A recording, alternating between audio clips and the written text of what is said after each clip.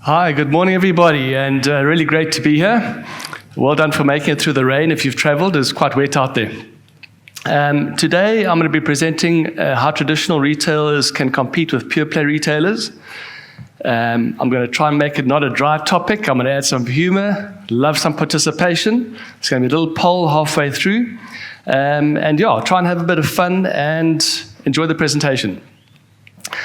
So to start off with, I thought I'd put this slide in because omnichannel is evolving quite a lot, and this is what it might come to. It's quite a scary thought. All right, getting more serious. So I attended a very good webinar at the Lagos Business School this year, and there was a chap there called Ismail who said this, and one of the many things he said, which I thought was really, really important, just to set the scene around online and brick and mortar, is that the digital revolution is really a choice revolution. All of us as customers out there, clients of many, many retailers, just have such a huge choice, and everything revolves around us. But it puts a huge amount of pressure on the retailers to provide those services. And every presentation I've seen so far talks about the last mile complications, trying to satisfy customer need and trying to get all that right. And it's not easy at all. So just a quick stat, e-commerce as a total of sales in the USA is around 20%. You hear lots of different reports. There's some companies that are much higher, some companies are lower, but it's about 20% of all sales is e-com. In South Africa, it's a lot lower. It's around 4 or 5%. And in some retailers, it is higher and some is lower. But we are quite far behind, and that creates challenges in the country too, which hopefully gets exposed a bit in this presentation. So just to add a couple of interesting thoughts and considerations of the research that I've done, is that Amazon, we talk about brick and mortar retailers and what their challenges are to try and compete with pure players, but the pure players are actually entering the brick and mortar space, and there's good reason for that. So they opened their new clothing store, which is called Amazon Style, and that's just happened recently. So why would they do something like that? Well, their view is that stores are ready for disruption, and so they're competing with the brick and mortars just the same way the brick and mortars are competing with the pure players. Amazon sees that the future of retail is blended, as do the brick and mortar retailers. They talk about omni-channel and try and merge those two channels. Stores will help Amazon to crack the fashion market, so fashion in particular, and I have quite a bit of history working in the fashion industry. Fashion is quite difficult online. There's sizing issues, there's fit issues, there's color, it doesn't look the same as when you buy it online, so there's lots of issues around that. And then the ecosystem, Amazon ecosystem is this big monster they're trying to grow. And they want to offset shipping costs, and I'll talk a little bit about those shipping costs during the presentation. So also I've heard quite a few comments around costs in many of the presentations. In terms of retail logistics, if you are a retailer in the room and you've measured your logistics cost as a percentage of turnover, you'll know it's around 4 to 6%, depending on what you're distributing. So if you're distributing small parcels, it's much cheaper. If you're doing furniture, it's going to be quite a bit higher than this, but on average, it's around that range. For online, you're at 15 to 20%. It's a huge amount of money. So traditionally, retail executives knew that. Their margins are under massive pressure. So to do online for a brick and mortar retailer is a massive cost exercise. And many retailers actually, they held back on going online because of that exact percentage. So for example, if you're buying something that's 500 Rand online and you're paying your courier 75 Rand for that parcel, you're probably offering it free to your client. So really that's 15%. Just there, never mind the returns, never mind the systems you had to put in, the call centers and all of that. So it is very expensive. So how traditional retail can compete with pure play retailers. So the journey I'm going to take you through is really to set the scene a bit, highlight the challenges that the brick and mortar retailers are facing, ways B&M retailers can compete with pure players, how to get started, a couple of tips and tricks, and some key takeaways at the end. So I did some research in the last couple of years, and these are the retailers that I had the pleasure of working closely with. The highlight was actually visiting the Marks & Spencer Automated Distribution Centre in Castle Donington in the UK, and they've been through a heck of a journey, very much like Woolworths is going through now. But I learned a lot from these companies, asking them what are their views around trying to integrate online into brick and mortar. These are the competitors that they have. So in the world, there's lots of pure play competitors. Amazon, obviously, right in the middle there.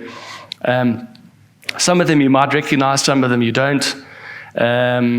If you obviously know Takealot, Mercado Libre might not be one that you know. That's a South American, Argentinian company that's really amazing. Go look at what's happened to their share price in the last 20 years. And then in Africa, the biggest online retailer is Jumia. So I didn't even know that until I did the research. So it's actually fascinating. And a lot of these online pure play retailers, they actually expanding into becoming much bigger than just that online platform, like Takealot. All right, just a quick statement that Dinesh said, and this is from LinkedIn. So he says, my bet is that most brick and mortar retailers would grow their online and omni-channels at a much faster pace for survival or to improve bottom lines post-COVID, and will take the lion's share of growth in the online market space.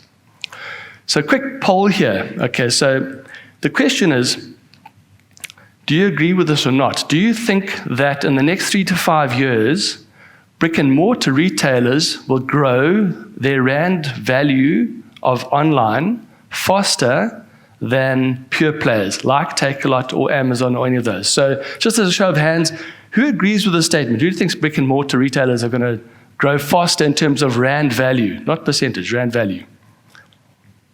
No hands. 1 hand? 2, 3?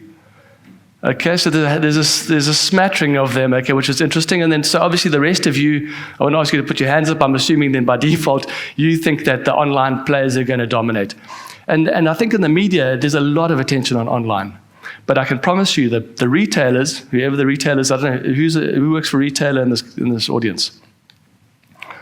Some hands. So I can promise you, you guys are spending a lot of attention on trying to grow your online. And if you're only at a couple of %, you've got a massive growth trajectory. So it'll be interesting to see how it turns out.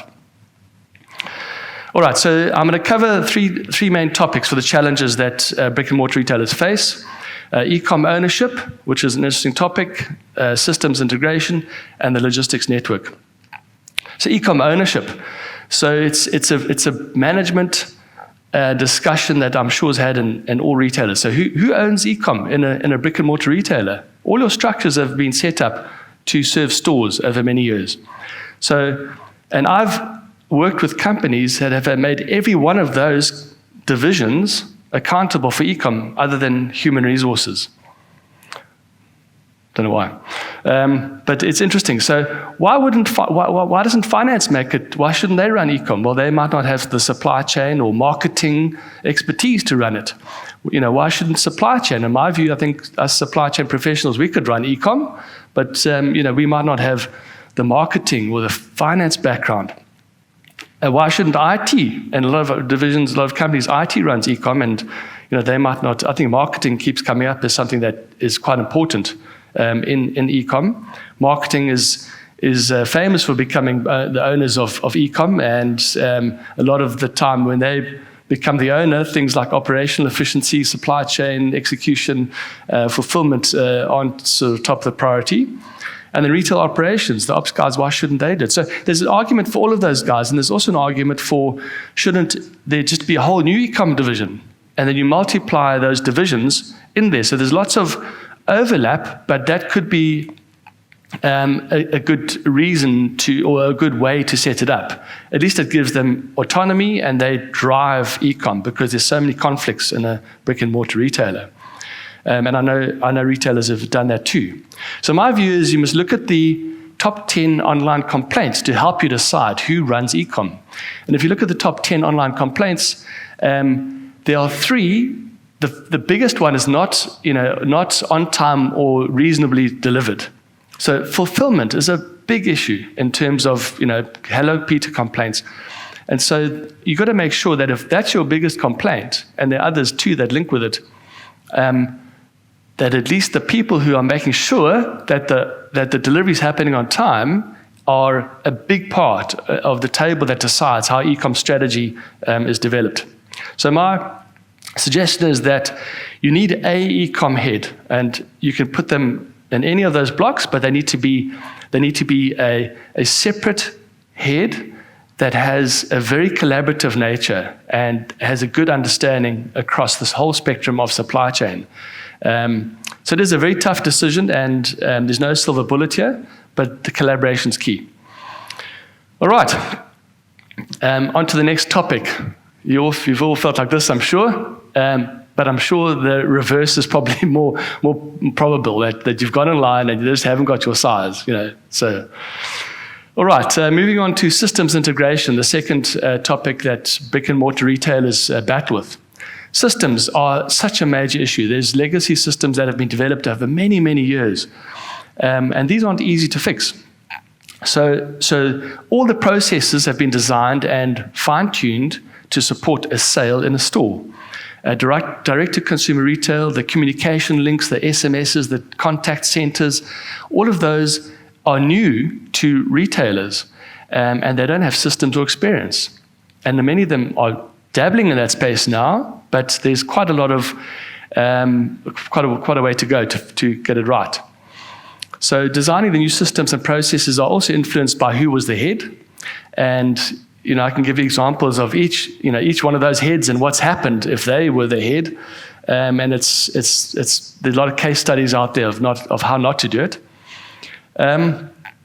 And then, as an example, if marketing owns it, then there were delivery failures. That happens quite a lot, and Hello Peter becomes a very popular place. And CEOs get emailed about deliveries that didn't happen. So much trial and error. Go and read up on the Marks and Spencer case. Over many, many years, they've tried to get online correct, and they've had executive directors fired, 3 of them, in fact, because online didn't get developed properly. All right. So just quickly, traditional brick and mortar retail process, and I'm going to run through this because all of you is probably very logical for you. So you've got your supplier, they deliver to a warehouse, they deliver to a store, and then your customer walks to the store to go and get it. So the systems that traditionally you would need are an ERP or merchandising system, your finance system, a warehouse management system, your point of sale system, and a customer relationship management system. So that's I'm sure there's many others, but in principle, that would run your business. So if you look at the arrows, they've all changed in a multi-channel or omni-channel space. The customer can now get delivery from the store, can get delivery from a supplier, drop ship, can get a delivery from a warehouse, and can return to all of those. And they go online, they get information back. So just those lines that have changed make a huge difference. And if any of you have mapped any processes before, you know that mapping those processes is a complex, big task. And I know most retailers haven't done that, and so something gives. So these multi-channel retailers need all those basic systems, plus they need an online website. They need, which needs to be integrated into their processes. They need a call center or online chat. They need search engine optimization. They need social media management, online campaign management, courier integration. We've heard a lot about last mile, huge topic, which is quite a crux.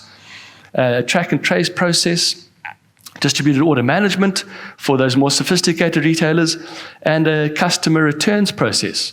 So it's complicated, and to integrate those very well, I've yet to see a retailer do it perfectly. Some are starting to tend that way, but not many have done it perfectly well. So the e-commerce IT journey needs very careful planning with a deep holistic knowledge of retail and what omnichannel is going to do to your company.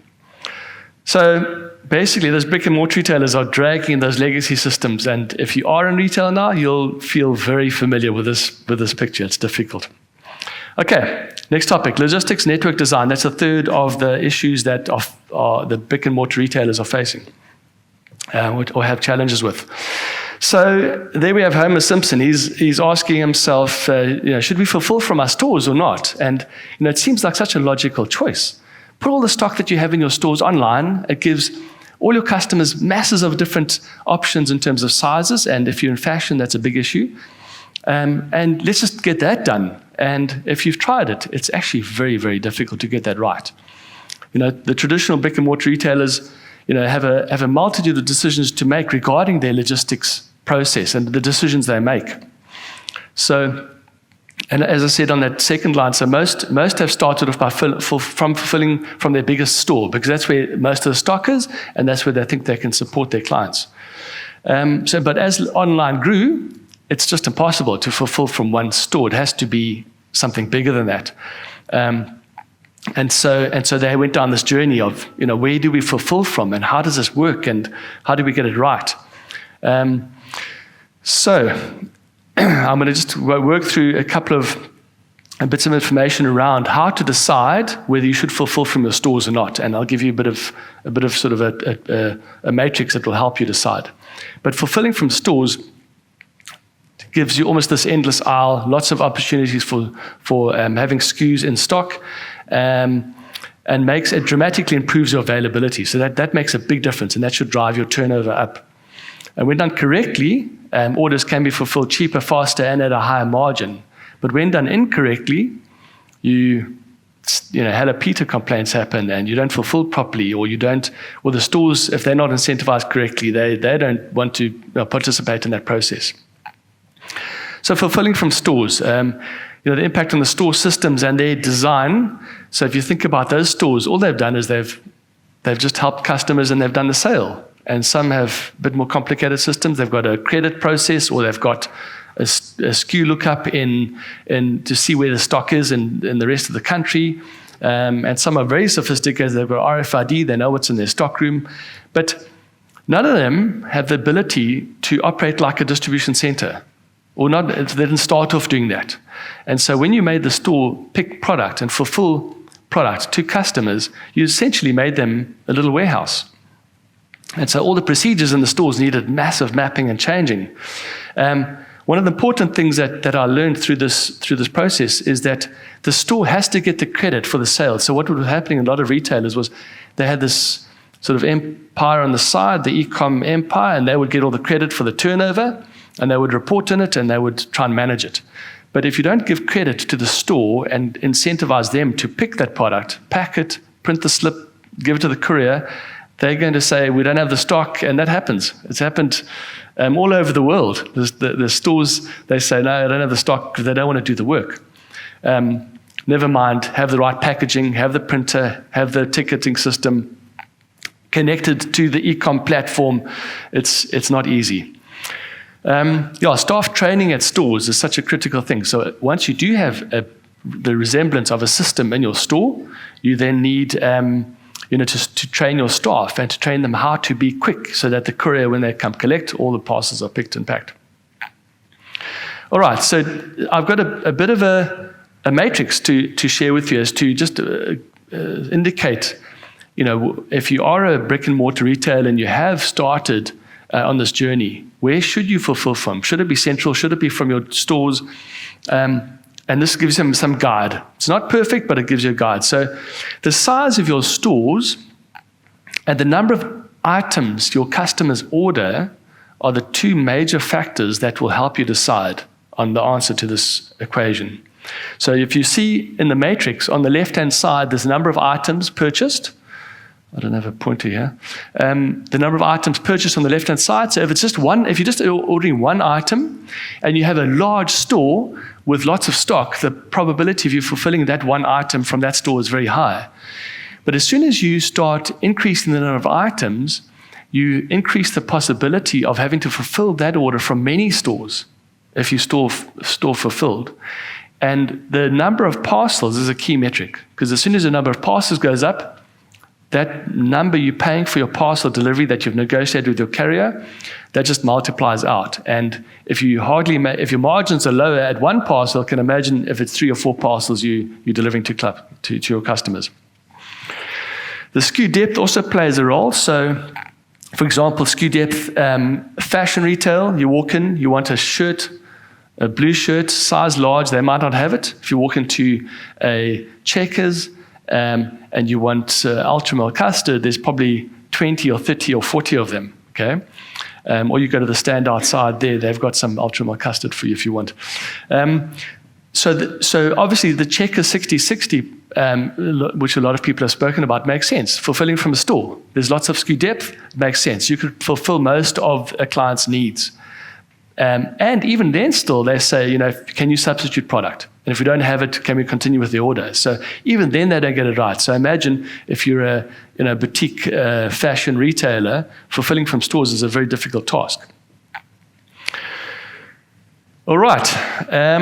So large stores with few basket items, as I've said, fulfill from store makes sense. And I would always support a duplicate process, fulfill centrally and from stores. So I would say fulfill centrally all the time, plus stores if that's the case. And there's some more examples there. But essentially what happens is the cost of delivery seems to have gotten stuck. There we go. Thank you. So it's quite hard to read for you guys, but the number of stores delivered increases as you go up in this matrix, and as does the cost. So if you're down in this space here, it makes sense that you can deliver from stores, so store and centralized online fulfillment. And if you in the red space up there, I would be very hesitant to fulfill from stores. I just think you're going to cause a lot of unnecessary pressure on your business. All right, and then the next slide is really, it's very important that when you're doing omnichannel, you have a very good help desk. I mean, how many of you have tried to order something and it's gone perfectly, that's fine, everything works well. As soon as there's an issue, you want to speak to somebody, or you want to chat with somebody, you want to resolve the issue. This is like, you hit the snag, and it's just so frustrating. So online needs a very good help desk and a good chat bot, or in fact, chat bots obviously, with Johan's presentation in the beginning, with AI developing, I think will improve, but at the moment, I have no doubt that all of you have experienced some very frustrating time with a chat bot in an infinite loop. All right. So a couple more slides, and then we've got some time for questions. And I wanted to really leave a lot of time for questions. So we've got 17 minutes left. I'll try and finish in 7 minutes, and then we'll have 10 minutes of questions. So ways brick and mortar retailers can compete. So how do you compete if you are a retailer? So private label brands is a massive driver for brick and mortar retailers. If you don't have private label brands, the likelihood of your survival, I think, is slim. If you think about pure play retailers, think about Takealot. You don't ever buy a Takealot brand. You buy a product on that platform. Amazon have gone the Kindle, so they've tried to go that way, and I'm sure they've got other products that do that too. But private label brands are going to be a big differentiator, I think, in the future of this equation. Leverage your store footprint in a careful way, as I've said. To try and get close to your customer, you need good systems. You need a lot of help with the systems and process there to get that right. If you have credit facilities, obviously offering those credit facilities will help your customers and convert those online, where I think the pure players, they don't really have their own credit, but they leverage other credits. So as a customer, you obviously can buy on credit with those retailers. Brick and mortar retailers have the ability to raise funds. They've got a much longer history of performance, and banks are going to be much more likely to give you money to develop something because you've got this massive brick and mortar machine that's generating cash. So actually, brick and mortar retailers have better ability to raise cash to develop these processes, but they're nervous to because it's as I said, the margins get eroded there. Continue to drive for omnichannel. Brick and mortar retailers they're perfectly placed. It's difficult, but they're perfectly placed because they've got a footprint like a mini warehouse around the whole country. So actually, if you get it right, you should be able to fulfill from stores a lot faster than a pure player. And I think Checker 60/60 is just a great example of that. Use innovative digital technologies within your stores. So you'll see a lot of, when I'm sure all of you like shopping, when you go to those stores, there's a lot of digital technology happening in those stores. And when you travel overseas, you see that's just coming to the fore. So beaconing in a store, you walk in with your cell phone, they know you're there if you've given them approval, obviously, and they can then suggest things to you while you're in the store at that category. And some have even got to the point where they know that you've tried an item on in the change room and you have bought it or you haven't bought it, and then they respond to you via SMS around discounting. So it's quite sophisticated. And then brick and mortar retailers have a huge amount of data that they can mine to work out customer behavior that a lot of the pure players are much better at, but they've got less data actually.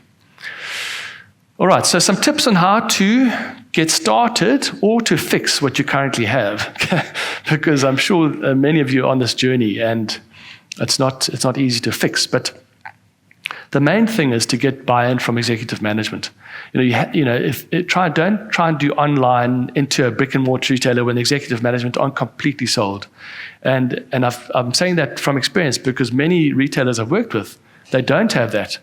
The CEO isn't completely convinced that online is the way to go, and they kind of do it reluctantly, and then they don't give enough funds to develop it, and then you actually self-fulfill a failure. So it's a very key topic. Agree on your customer journey. So what is it that you want to deliver to your customers? Do you want to do same-day delivery service? Do you want to be the best in the market or be as good as the best? Or you've got to be very specific about what customer journey you want for your customers. And then every process, every map that you draw up has got to support that journey. And then map your brick and mortar and your online and how they merge. So how the stores overlap with that. And then the obvious project management tasks. So once you know all of that, then you can create the projects that are needed to implement a very good omnichannel strategy. Add resources to the projects. Don't under-resource the projects. And make sure that change management is a massive focus of yours and that's stating the obvious for every project, but this one in particular. Manage the project as a supply chain program, so they're coordinated and they're delivering together and not separately, because otherwise your customer will get a very strange outcome. Monitor the progress as you normally would and then communicate, so standard project management. But that communication in omnichannel and multi-channel projects is just, there's so many stakeholders. The creditor's clerk gets involved because the reconciliations aren't happening in a different process. So it actually, there's such a broad audience that you need to look after. All right, so I have moved through this quite quickly. There's 12 minutes left. I've got 2 slides left, and then we can do some questions. So key takeaways. There's no doubt about it that if you're not completely customer focused or obsessed, then in this journey as a brick and mortar retailer, you are likely to hit the wall at some point. The high investment for a brick and mortar retailer is never going to feel justified in the beginning. So when you're doing 3 or 2% of your turnover, you're going to want to invest tens or hundreds of millions if you're a big retailer, and that's just unjustified. But unfortunately, if you don't do it, you're going to have a bad customer experience. They won't come to you, and then you'll see people standing up saying, "Oh, see, we knew that online wasn't the right way to go," but they've just self-fulfilled a failure. You have to invest. Unfortunately, it's almost non-negotiable. If it isn't clear yet, your multi-channel journey needs such careful thought. Okay, so learn from others that have done it. So South Africa aren't at the cutting edge mostly, so you can learn from many other retailers and what they've done. Private label brands I've talked about, very important. Leverage your stores where possible. Integrating your systems, big discussion. I mean, this talk that I've done now in like 40 minutes actually needs, multiple workshops to solve. So these are just some ideas. And then have very clear deliverables of what you want. Very, very clear deliverables, because there'll be people in different parts of the business that'll hijack the project and make their part more important. And then have fun. We supply chain people, you've got to have a bit of fun and laugh at yourself when things go wrong and move on. But a real example, when online shopping goes wrong, you see the image on the page, and this is what he got when he got it delivered. So All right, that's me. I've noted through that presentation to give you some idea of the challenges that brick and mortar retailers face. I'm happy to chat all day about this stuff. So if you want to contact me, add me to your contact list. But maybe we can take some questions if any of you have. Oh, Liesel, that's going to be a tough one. Big round of applause. Thanks, Jan.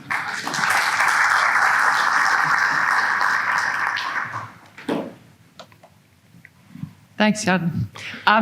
What do you think about second-hand clothing? I see there's a major trend where there's massive amounts of second-hand clothing being exchanged and bought by customers. So there's definitely a decline in the fashion industry, certainly, of new clothes being bought.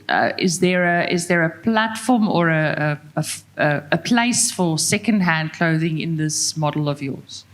Absolutely. You know, if you go overseas, there's new retailers that are actually creating their whole value proposition is repurposed clothing. So the circular economy. In fact, I spoke to somebody in the conference here, and I can't remember, but in some country, I think they're going to make it mandatory that retailers take back clothing when they've finished using it.